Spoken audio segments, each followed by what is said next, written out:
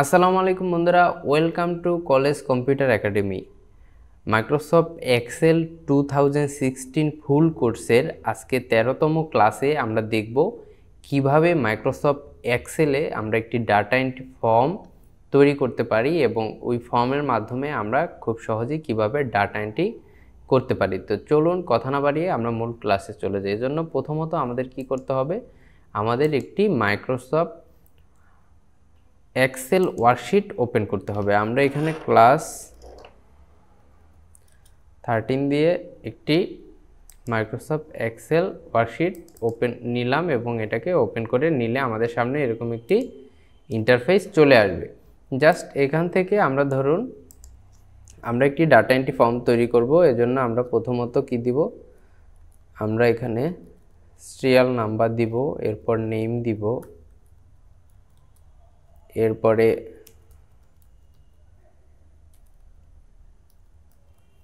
Father's name দিব,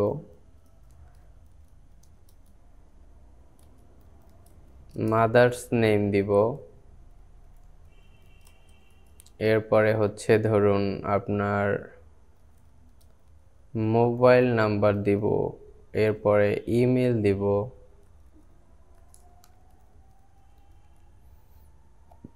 ধরেন আমরা এইগুলো দিয়ে একটি ডাটা এন্ট্রি ফর্ম তৈরি করব। আমরা কি করব, আমরা সিরিয়াল নাম্বারটা একটু ছোট করে দিলাম, নামের ঘরটা একটু বড় করে দিই, এরপরের কলামটা আর একটু বড়, মাদার্সের কলামটা একটু বড়, এরপর মোবাইল নাম্বারের কলামটা, এরপরে ইমেলের কলামটা আমরা একটু বড় করে দিলাম। এরপর জাস্ট আমরা কি করব, এগুলোকে সিলেক্ট করব। সিলেক্ট করার পর আমরা চলে যাব ইনসার্ট ট্যাবে। ইনসার্ট ট্যাব থেকে আমরা এখান থেকে টেবিল নিব। টেবিলে ক্লিক করার পর আমাদের সামনে এরকম একটি উইন্ডো চলে আসবে। এখান থেকে জাস্ট আমরা এই অপশনটা টিক দিয়ে দিব, মাই টেবিল হ্যাজ হেডার। ওকে দেওয়ার পর আমাদের সামনে এরকম একটি টেবিল চলে আসবে। এখান থেকে এখন আমরা কি করব, আমরা এটাকে ধরুন আপনি হচ্ছে এখান থেকে হোমে গিয়ে এখান থেকে অল বর্ডার দিয়ে দিতে পারেন। এখন আমরা হচ্ছে ডাটা এন্ট্রির একটি ফর্ম তৈরি করব। ধরুন আমি এখানে সিরিয়াল নাম্বার দিলাম 1, এরপরে নেম লিখলাম, ঠিক আছে। এভাবে আপনি আপনার ফাদার্স নেম, মাদার্স নেম এগুলো লিখলেন। এখন আমরা এই তথ্যগুলো কিভাবে একটি ফর্মের মাধ্যমে খুব সহজেই এন্ট্রি করতে পারি, এটার জন্য আমরা কি করব, আমরা প্রথমে এই টেবিলটা যে কোনো একটা টেবিলটা সিলেক্ট করব। ধরুন সিলেক্ট করার পর আমরা চলে যাব ফাইল মেনুতে। ফাইল মেনু থেকে একটু নিচে আসলেই দেখবেন অপশন নামে একটা অপশন আছে। এখানে অপশনসে ক্লিক করার পর এরকম একটি ইন্টারফেস চলে আসবে। এইখান থেকে আমরা চলে যাব কাস্টমাইজ রিবনে। এখানে যাওয়ার পর আমাদের প্রথমে একটি ট্যাব তৈরি করতে হবে। আমরা এই যে হোম, ইনসার্ট এরকম একটি ট্যাব তৈরি করতে হবে। ধরুন আমি এখান থেকে একটি নিউ ট্যাবে ক্লিক করে একটি নিউ ট্যাব তৈরি করলাম। এটাকে সিলেক্ট করে এখান থেকে রিনেমে ক্লিক করে এটার নাম দিয়ে দিলাম আমি ডাটা এন্ট্রি, দিয়ে জাস্ট আমি ওকেতে ক্লিক করলে আমার একটি নতুন ট্যাব ওপেন হয়ে যাবে। এরপর আমি কি করব, নিউ গ্রুপে ক্লিক করব। নিউ গ্রুপে সিলেক্ট থাকা অবস্থায় আমি চলে যাব এইখানে এই ড্রপ ডাউন মেনুতে ক্লিক করে আমি দিব comments not in the ribbon. এই অপশনটা সিলেক্ট করে আমি একটু ড্র্যাগ করে নিচে চলে আসব। নিচে চলে আসলে এখানে দেখব ফর্ম নামে একটা অপশন আছে। ফর্মটা সিলেক্ট করে আমি অ্যাডে যখনই ক্লিক করব আমার এখানে ফর্মটা চলে আসবে। এরপর জাস্ট ওকেতে ক্লিক করলে আমার এখানে নতুন একটি ট্যাব ওপেন হয়ে যাবে, সেটা কি ডাটা এন্ট্রি ট্যাব।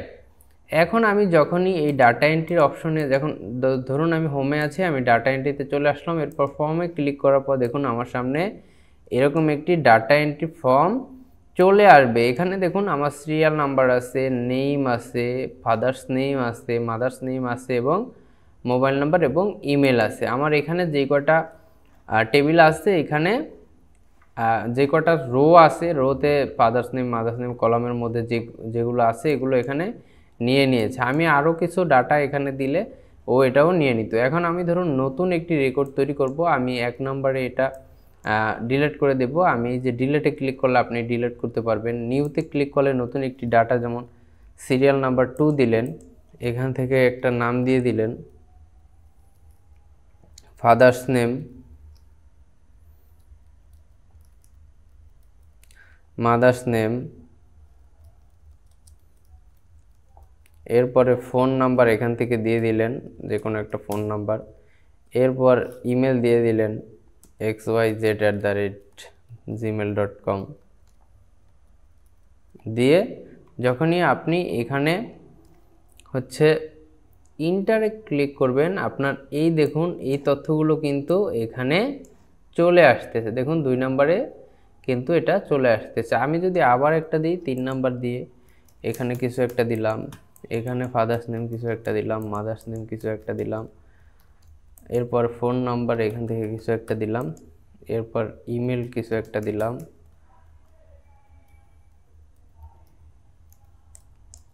দিয়ে যখনই আমি ইন্টারে ক্লিক করব দেখুন আমার কিন্তু তথ্যগুলো এখানে অটোমেটিক যুক্ত হয়ে যাচ্ছে। আমি এখানে যতগুলোই দিব আপনার এখানে কিন্তু এই যে দেখুন এখান থেকে আপনি 1 নম্বরে আসেন, এরপর ফাইন্ড নেক্সটে ক্লিক করলে আপনি নেক্সটে যেতে পারবেন। এখানে যদি কিছু চেঞ্জ করতে চান আপনি নেক্সটে গিয়ে যদি এখানে কিছু চেঞ্জ করতে চান, রতন লিখে জাস্ট আপনি ইন্টারে ক্লিক করবেন, দেখুন এখানে কিন্তু অটোমেটিক কারেকশন হয়ে যাচ্ছে। এখান থেকে আপনি কিন্তু চাইলে ফাইন্ডও করতে পারেন, অথবা আপনি যদি কোনো ডেটা ডিলিট করতে চান তাও ডিলিট করতে পারেন। এরপর আপনি এখান থেকে যতগুলো এন্ট্রি দিবেন, এখান থেকে আপনি যতগুলো ডেটা এন্ট্রি করবেন অটোমেটিক সে কিন্তু ততগুলো টেবিল এখান থেকে নিয়ে নেবে। আপনি দিয়ে জাস্ট ইন্টারে ক্লিক করুন, দেখুন সে নিয়ে নিতেছে। এখানে হচ্ছে আপনার ভুল হয়েছে, এখানে ইমেলটা ভুল করেছি আমরা, এজন্য এরকম দেখাচ্ছে।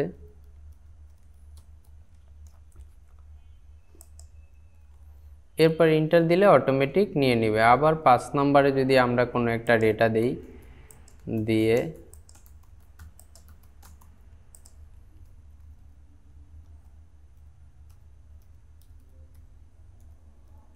এখন ইন্টারে দিলাম, দেখুন সে কিন্তু অটোমেটিক এখানে নিয়ে নিতেছে। এখন আপনি চাইলে এখান থেকে কিন্তু এই ফাইন্ড প্রিভিয়াস পূর্বেরটা গিয়ে আপনি যদি এটা ডিলিট করতে চান আপনি জাস্ট ডিলিটে ক্লিক করে ওকেতে ক্লিক করলে আপনার কিন্তু ডাটাটা চলে যাবে, অটোমেটিকলি ডেটাটা চলে যাবে।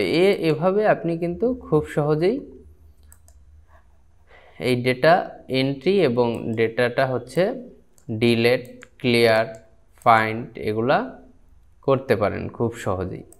তো আজ এই পর্যন্তই, আশা করি বুঝতে পেরেছেন। দেখা হচ্ছে পরবর্তী ভিডিওতে, ততক্ষণ সাথেই থাকুন, সুস্থ থাকুন, ভালো থাকুন। আসসালামু আলাইকুম।